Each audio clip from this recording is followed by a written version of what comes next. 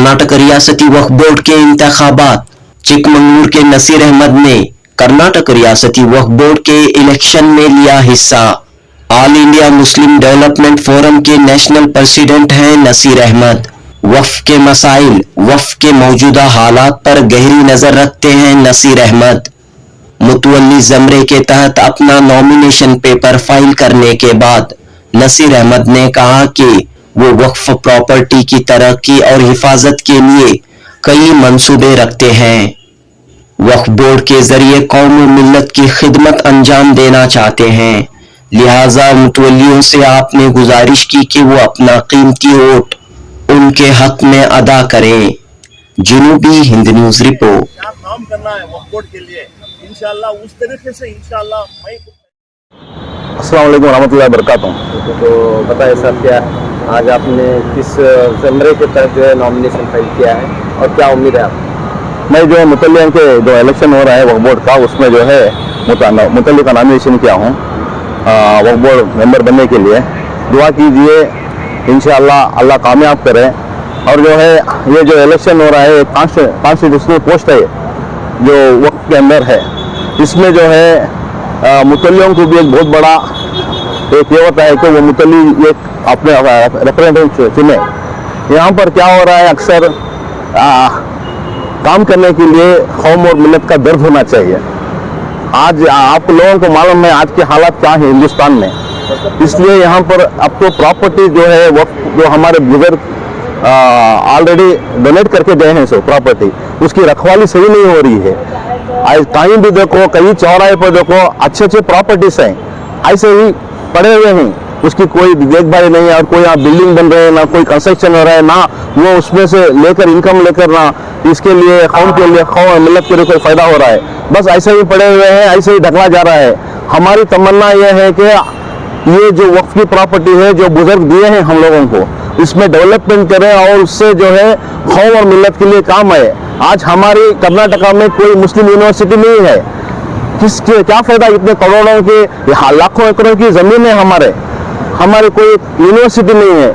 अगर हमारे बच्चे वहाँ यूनिवर्सिटी से पढ़ेंगे तो यहाँ पर हमारे हिंदुस्तान में काम करेंगे। यहाँ क्या होता है, बड़े बड़े कॉलेजेस में पढ़ते हैं, बड़े बड़े डोनेशन दे के पढ़ते हैं बच्चे, वो लोग क्या करते हैं, कमाने के लिए बाहर चले जाते हैं। हम लोग यहाँ पर उनको अच्छा एजुकेशन, फ्री मेडिकल दिए तो बच्चे यहीं पर पढ़ेंगे। ये हमारे बाप दादा जो प्रॉपर्टी दिए थे उसमें हम लोग पढ़ के बड़े हुए हैं, हमारी कौम के लिए वो काम आएंगे, वो असासा है हमारे लिए।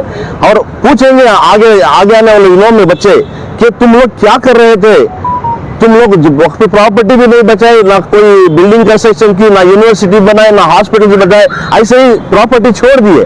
तो इसलिए हमारी तमन्ना है इंशाअल्लाह पूरे मुतल्लियाने इकराम कर्नाटका से मैं आजिज़ाना गुजारिश करता हूँ कि बराए मेहरबानी आप किसी क्या ये नहीं करते हुए सिर्फ और सिर्फ कौम और मिल्लत के लिए काम कर रहे हैं। मुतल्ली की एक बहुत बड़ी जिम्मेदारी होती है, वो वहाँ पर चुनकर जब आते हैं तो वो मोहल्ले के एक बड़े जिम्मेदार होते हैं।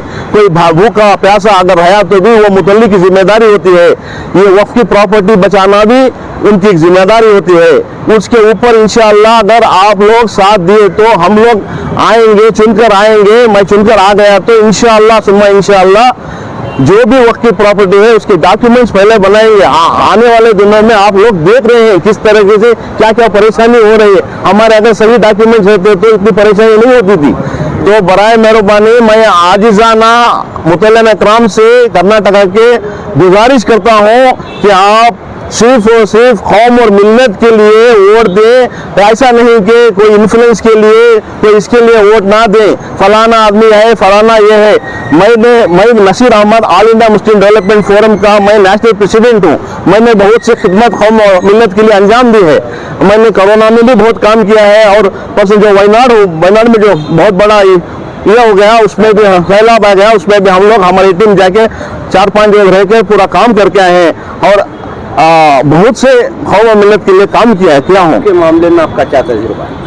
इंशाअल्लाह वफ़्क़ मैं जो जामिया मस्जिद चिकमंगलूर की जो है मैं एक्स प्रेसिडेंट हूँ उसका।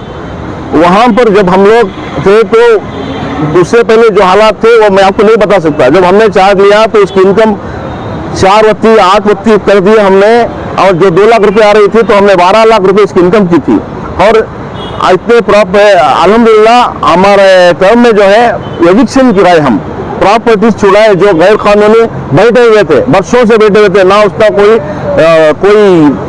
पुरसान हाल था, ना उसमें कोई भाड़ा आ रहा था, ना कोई रेंट आ रहा था। सिर्फ ऐसा ही हो रहा था कि लोग रुबाबदारी में बैठे थे, ना छोड़ रहे थे। अल्हम्दुलिल्लाह ये तो रोशन बेग साहब जब हमारे चिकमौर के मिनिस्टर थे, उनको मालूम है, खुद हमने और उन्होंने क्या काम किया है। और जमीर अहमद साहब जो है नौजवानों के लिए एक मसीहा है।